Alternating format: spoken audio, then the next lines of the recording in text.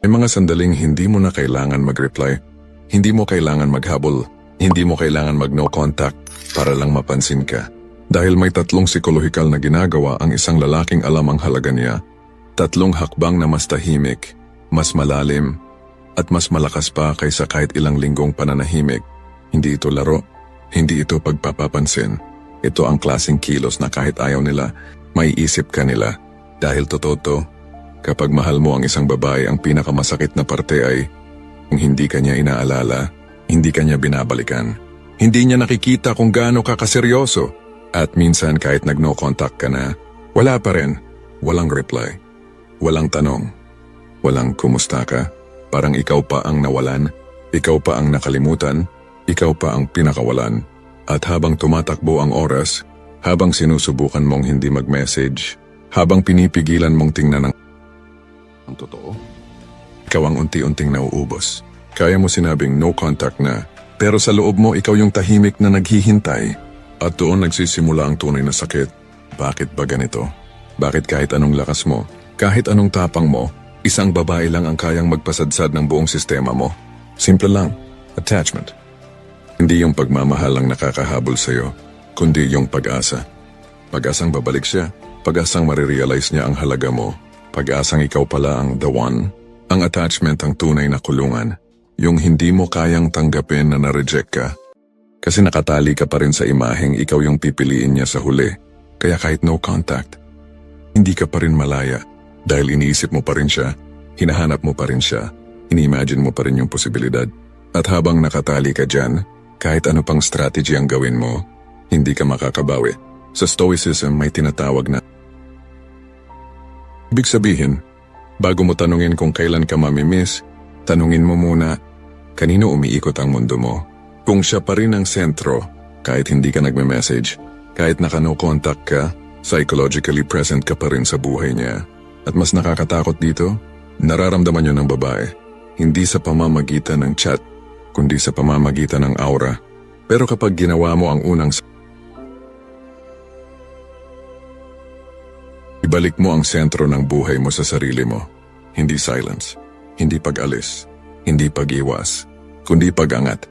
Kapag hindi na siya ang basehan ng emosyon mo, nagiging nagiging malalim ka, nagiging misteryoso ka. At ang utak ng tao, lalo na ng programmed na ma-attract sa bagay na hindi niya hawak. No contact, madalas obvious yan. Pero ang pagbabago, ang pagbalik ng lakas, ang pag-angat ng identity mo, yan ang hindi nila makita pero nararamdaman. Hindi ito tungkol sa pag-aayos ng buhok, pag-gym o pag-post ng story na cool ka. Hindi mababaw to. Ang ginagawa ng isang stoic, binabalik niya ang sarili niya sa kanya.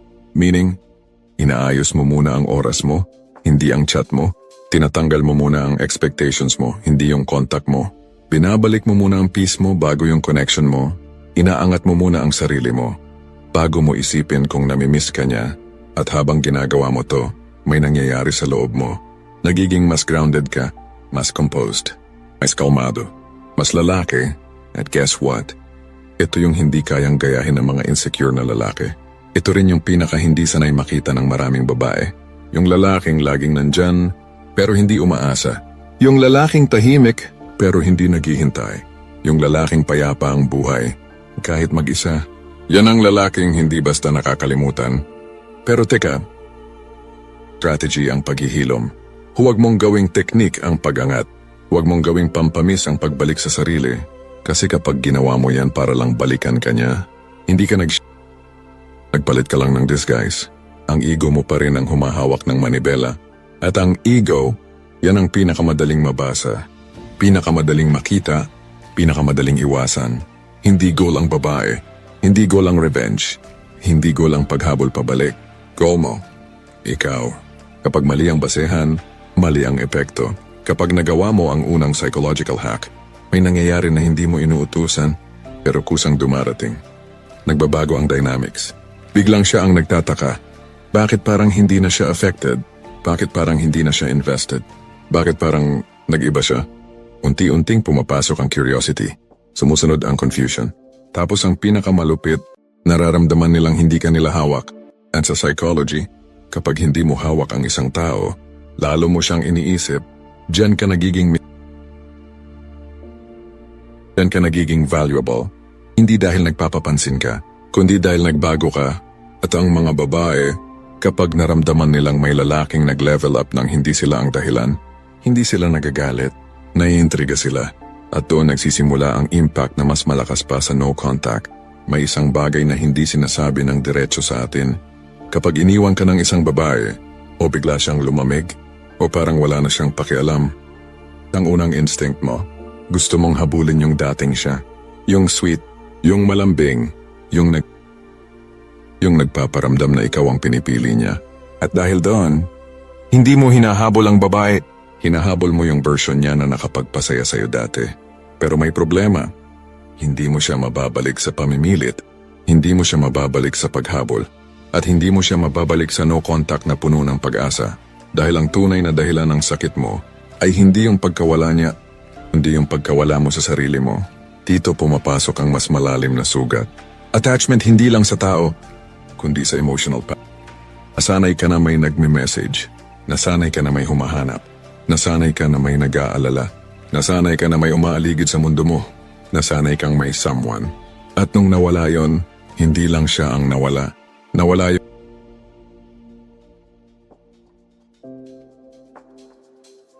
Direction. Sense of being chosen. Yan ang dahilan kung bakit kahit ikaw na ang nag-no contact, pakiramdam mo parang ikaw pa ang talo. Kasi habang tahimik ka, umaasa ka pa rin. At kapag umaasa ka, hindi ka talaga wala. Hindi ka talaga lumalayo. Hindi ka talaga humihiwalay. Ikaw yung naglalakad palabas. Pero nakalingon pa rin. At alam ng babae yon, sa Stoicism, may tinatawag na ang ibig sabihin nito, kung saan ka nadudurog, doon mo ibabalik ang kapangyarihan mo. Hindi pag-escape. Hindi pagpilit maging okay, kundi pagbabalik ng emosyon pabalik sa sarili. Ito ang psychological Kapag hindi ka pinapahalagahan, ibabalik mo sa sarili mo ang emosyon na dati mong ibinubuhos sa kanya. At kapag ginawa mo ito ng tama, nagkakaroon ng inversion sa dynamics.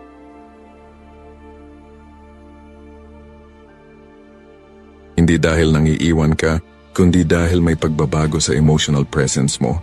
Hindi na ikaw yung lalaking available lagi. Uncontested, laging nag-aalala, laging naghihintay, laging nakaabang sa chat, laging nag-a-adjust, laging baka sakaling bumalik. Nagiging lalaki ka na, may sarili ng buhay, may sariling momentum, may sariling lakas, may sariling direction, may sariling mundo ulit. Kapag naramdaman ng isang tao na hindi mo na sila sentro, nagsisimula silang magtanong kung bakit. Ang tanong na iyan, hindi ka lumalayo para habulin ka nila. Lumalayo ka kasi hindi mo na kailangan. At dahil doon, mas lalo silang naapektuhan. Fact, paano mo gagawin ang emotional inversion sa totoong buhay? Hindi mo kailangan mag-post ng glow up. Hindi mo kailangan magpakyot. Hindi mo kailangan magmukhang pakul. Ginagawa mo siya sa mga maliliit pero malalim na paraan. 1. Inaayos mo ang emotional diet mo. Yung pag-check ng phone, paghintay sa reply, pagre-refresh ng pag-aalala kung busy siya, pag-iisip kung may iba ba siya. Ngayon pinuputol mo yan at pag-gym, pag-aaral, pagtahimik, pag-rebuild ng routine, pagbalik sa values mo. Hindi ito pagiging hard to get. Ito yung pagbabalik sa pagiging lalaki. 2. Hindi mo pinapalakas ang emosyon niya sa'yo. Pinalalakas mo ang emosyon mo para sa sarili mo. Kung dati siya, guiding, itaktang, ngayon ginagawa mong ikaw ang ito ang hindi nila sinasabi. Kapag ang buhay mo ay gumaganda nang hindi sila ang dahilan, nagiging hindi dahil nagtataka sila, kundi dahil nararamdaman nilang hindi na sila parte ng kwento at walang mas malakas sa utak ng babae kaysa pakiramdam na unti-unti ka nang nawawala sa kamay nila. Tinatanggap mo na hindi siya obligadong bumalik. Hindi ka nagagalit, hindi ka naghahanap ng hindi ka nagtatanong ng bakit. Hindi mo sinusubukang intindihin ang emosyon niya dahil ang anumang bagay na wala sa kontrol mo, hindi mo hinahawakan. Ang lalaking marunong tumanggap ay mas nakakatakot kesa sa lalaking naghihintay. Kasi hindi siya nakikipaglaban para makuha pabalik ang dati, kundi inaangat niya ang sarili niya sa kung ano ang ngayon. Hindi mo hinahangad na magsisi siya, hindi mo hinahangad na bumalik siya, hindi mo hinahangad na mamiss ka niya. Ginagawa mo to para sa'yo, hindi para sa kanya.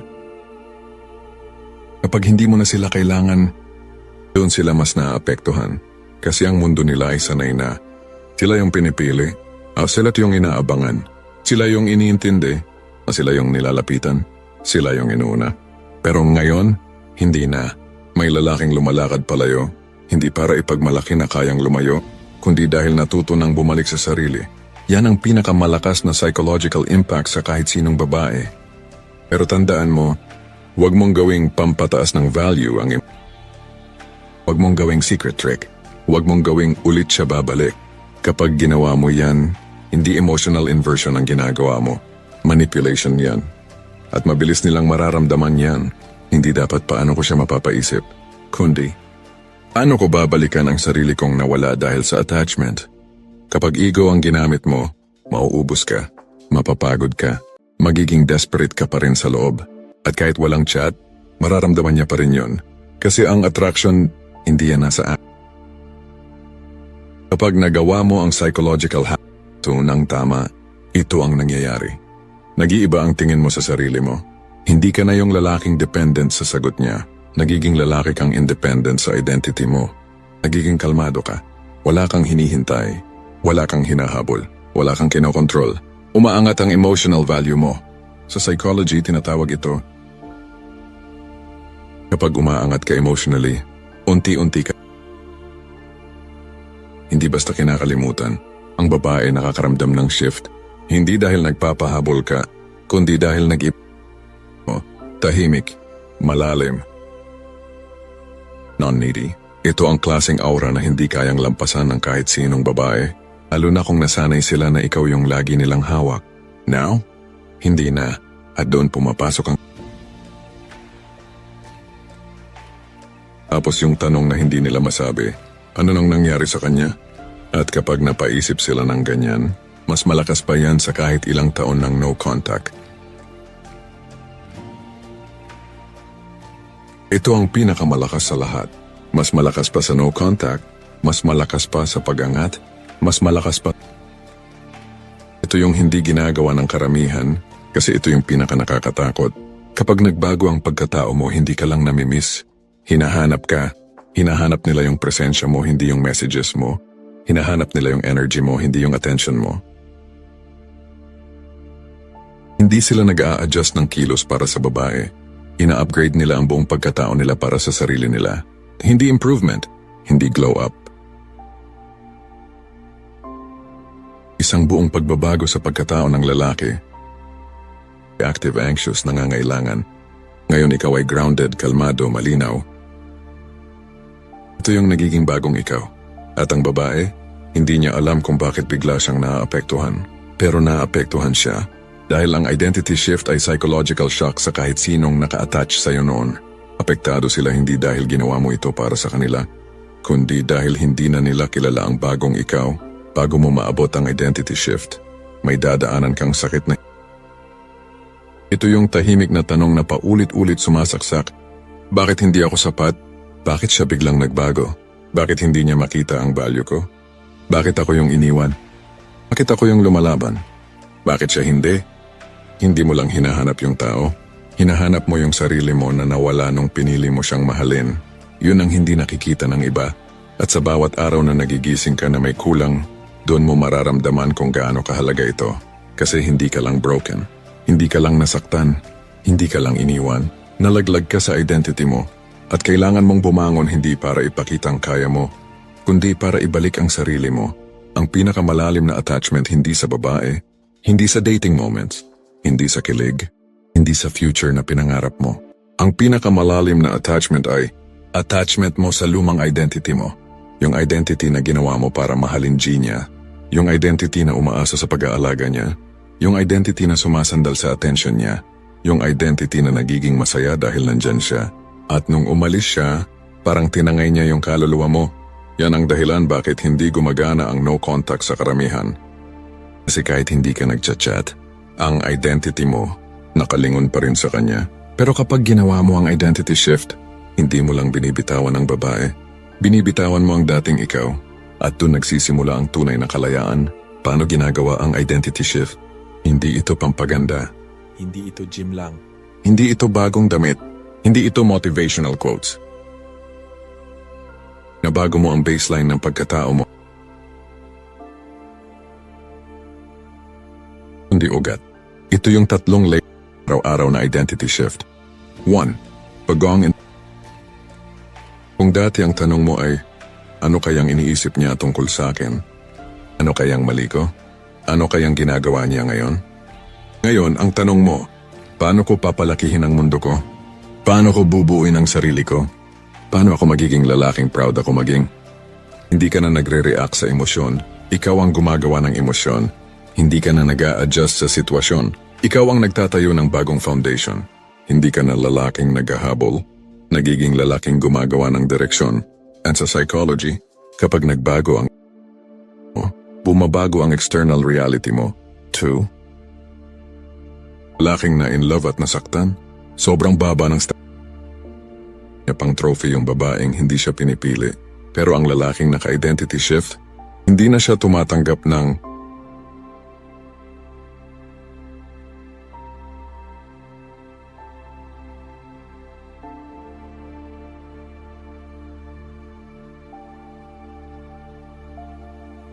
na walang consistency. Hindi ka nagmamakaawa. Hindi ka humihingi ng halaga. Hindi ka nag-a-adjust para ma-please sila. Naglalakad ka sa mundo na may daladalang dignity. At ang babae, nakakaramdam ng pressure. Nakakaramdam ng curiosity. Kasi ang lalaki na may standard, hindi nila basta makuha. Ito ang pinakadiin. Kapag nag-shift ang identity mo, anxious, naghihintay, umasa, nag-aalala, gahanap, humahabol, natatakot mawalan, attached,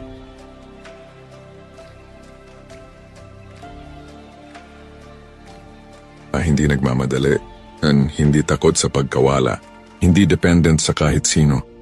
At ito ang hindi kayang labanan ng kahit sinong babae. Amen.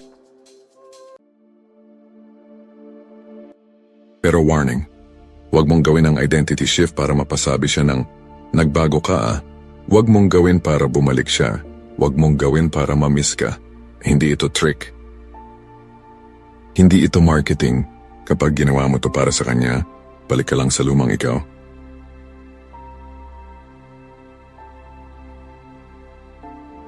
Dahil kung ego ang dahilan mo, magiging artificial ka, magiging pakul ka, magiging scripted ka, at wala nang mas malaking turn-off kaysa lalaking nagpapanggap na malakas pero gasgas sa loob. Ang stoic man, hindi nagpapanggap, nabubuo. Kapag nagawa mo ang 3 hacks, ito ang nagiging resulta. Hindi ka na naghahanap ng validation, pero nagiging validated ka naturally. Hindi ka na naghahabol sa attention. Hindi ka na attached, pero sila ang nagkakaroon ng emotional pull pabalik sa'yo. Hindi mo na iniisip kung mamimiss ka niya. Pero ramdam niyang may malalim na pagkawala. Hindi mo na gustong bumalik siya, pero nararamdaman niyang hindi ka na niya mabasa. Ikaw yung